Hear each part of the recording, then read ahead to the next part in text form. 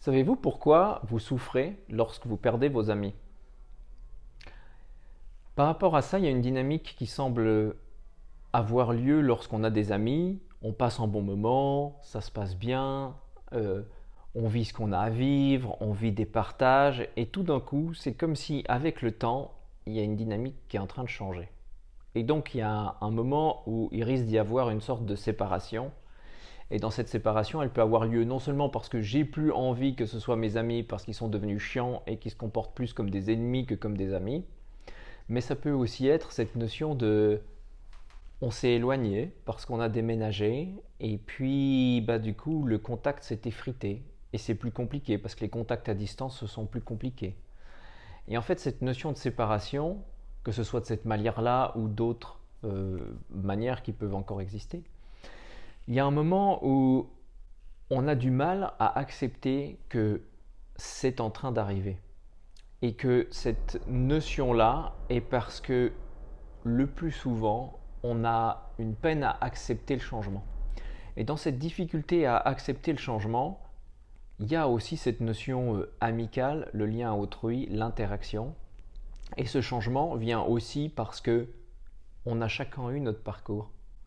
Et en fait, quand on est deux personnes et qu'on est amis, il y a un moment où si on n'arrive pas à se nourrir mutuellement, cette séparation va faire en sorte que je me suis intéressé à différents sujets, l'autre personne s'est intéressée à différents sujets, et on se rend compte qu'on n'a plus vraiment de points communs. On n'a plus vraiment de lien qui nous lie, on n'a plus cette espèce d'interaction télépathique où on est avec l'autre en permanence et on comprend l'autre. Et en fait, cette séparation va être douloureuse parce que ça fonctionne aussi comme un deuil. Et il y a cette notion de deuil à faire parce que c'est un deuil non seulement de cette personne-là, mais aussi de la personne que nous étions à l'époque quand on était avec elle. Peut-être qu'il y a une notion de deuil à faire parce que je me retrouve dans une certaine solitude de ne plus être accompagné par cet ennemi. Lapsus intéressant, je viens de dire ennemi plutôt qu'ami.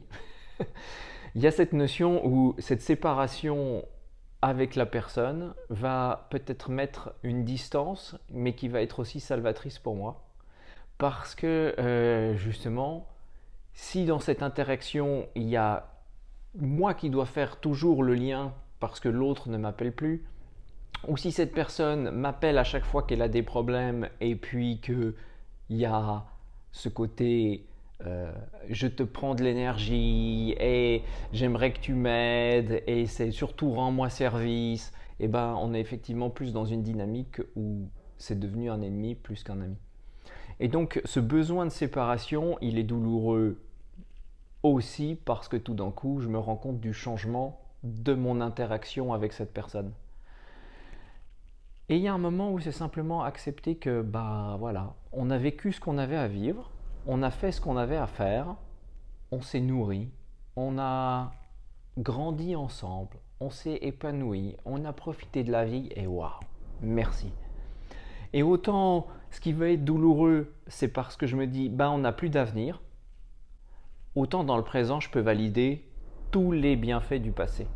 Parce que pendant ce passé, pendant tout ce temps où on était amis, waouh, on en a fait des choses. Et vraiment, c'était top. Et merci d'avoir vécu ça avec moi. Et juste être là, avec soi-même, pour valider cette expérience, les bienfaits qu'on a vécu pendant ce temps-là. Mais qu'en fait, maintenant, voilà, la vie étant ce qu'elle est, on se voit moins, on se contacte moins, pour une raison volontaire ou involontaire. Et c'est pas grave. En changeant, ce qui va se passer, c'est que vu que je laisse une place en me séparant de cette personne, il y a une nouvelle place qui peut venir. Et donc je vais être en lien avec une nouvelle personne qui va pouvoir m'aider à grandir, m'épanouir, faire des liens et puis construire quelque chose de nouveau et aller de l'avant dans cette nouvelle dynamique. Et donc peut-être qu'il y a un moment, à nouveau, il va y avoir cette séparation parce qu'on grandit, on s'épanouit, mais vu qu'on ne vit pas ensemble, chacun va choisir un chemin. Et que ça va nous éloigner petit à petit, et puis qu'on va se libérer de cette amitié, laisser la place pour une autre, et construire dans une nouvelle avancée, amicale, avec une nouvelle personne. Donnez-vous le droit de vivre ces étapes, cette espèce de cycle de vie et de mort de l'amitié, et simplement, je vais prendre chacune des étapes et valider au fur et à mesure. Waouh, toi tu étais tel ami, tu m'as permis de vivre ça, c'était génial. Toi tu as vécu ça avec moi et c'était génial.